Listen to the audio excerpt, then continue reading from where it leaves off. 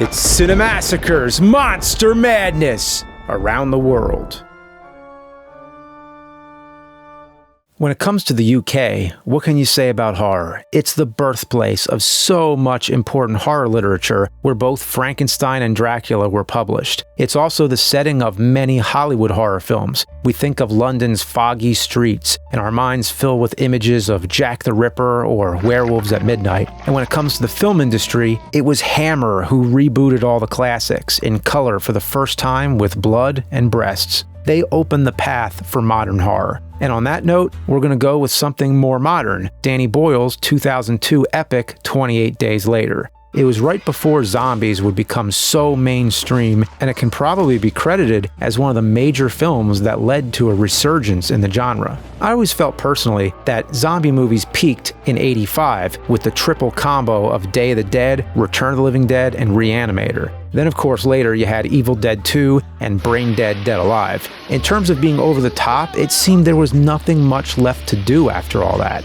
But right after the turn of the millennium, it seemed zombies were back, but now with a more grounded and realistic approach, and the zombies themselves were more vicious, faster, and intelligent. Horror films are frequently interpreted as allegories of our realities. Their fantastic or supernatural elements often spawn from symptoms of social and political tensions in a specific era, from Invasion of the Body Snatchers to Night of the Living Dead. In that regard, 28 Days Later is set in a post-apocalyptic Britain, which has been devastated by an epidemic that within seconds can transform its victims into crazed cannibal killers. They aren't technically zombies since they aren't really dead. It's like the 80s Italian film Nightmare City. Some call them fast-moving zombies, but they're just people. They're us, but driven and amped up to 11 by humanity's most basic emotions, mainly anger. The movie starts with the usual tropes. Mankind's experiments go haywire, resulting in destructive results. The epidemic begins with chimps infected with rage. The film then cuts to a young man named Jim, played by Cillian Murphy, who's also known as the villain in Wes Craven's Red Eye and the Scarecrow in Christopher Nolan's Dark Knight trilogy.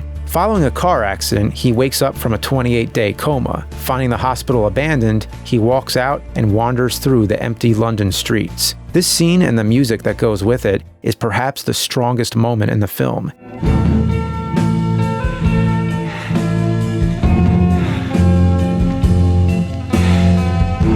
It conveys that sense of loneliness and confusion. Out of everything you see in this whole film, this is the part that I always remembered best. I mean, how do you even get footage of London abandoned? Well, more on that later. He finds that people have fled the country after the outbreak, but those who remain are either dead or have become the infected. And it's with these survivors that Jim will struggle to stay alive with. Selena, played by Bond and Pirates actress Naomi Harris, Frank, played by Brendan Gleeson, and his teenage daughter Hannah, played by Megan Burns. The group sleeps in debris of deserted buildings, eats canned food from abandoned supermarkets, and fights off the infected, while in the back of their minds knowing one slip could result in them turning themselves, and that would put their new family at risk. 28 Days Later aligns itself with the typical loss of individuality plot, much like in the 80s remakes of The Thing and The Fly. Once an individual is infected, their humanity is gone, and they become something more animal-like. It's interesting to read 28 Days Later in terms of the state of affairs of the world.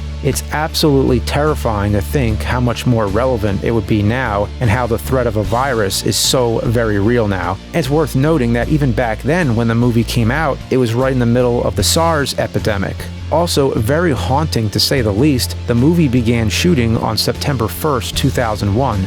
We all know what happened so shortly after, and when seeing the film today and being put into that time period, you can't help but think of 9/11 and all those TV images of Ground Zero and Baghdad being devastated by war. 28 Days Later has political and social undercurrents that resemble our world even now, only making you wonder if history will ever stop repeating itself. But much like our heroes at the end of Day of the Dead, there's the possibility of renewal. The survivors fight with their heart and soul for an attempt to start over.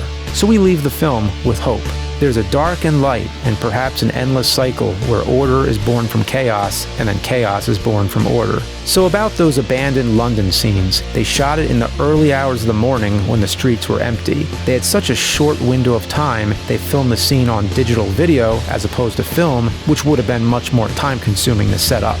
I'm unsure exactly how much of the movie is digital versus film, but I remember hearing about it when it came out. They used a Canon XL1, which was the same video camera that my college had. At that time, it seemed most of my professors and students alike all had a strong commitment to shooting on film and saying that video will never look as good. And while yes, when you look back at 28 Days Later, the image looks like shit compared to most other major movies that you can find on your streaming platforms. But it was a major breakthrough and led to video being the way of the future. Aesthetic-wise, the digital look enhances the realism of the red-eyed, meat-hungry monsters racing at our heroes like bats out of hell. So in a nutshell, 28 Days Later holds up as being a pivotal entry in UK horror, zombies, and post-apocalyptic films of that nature.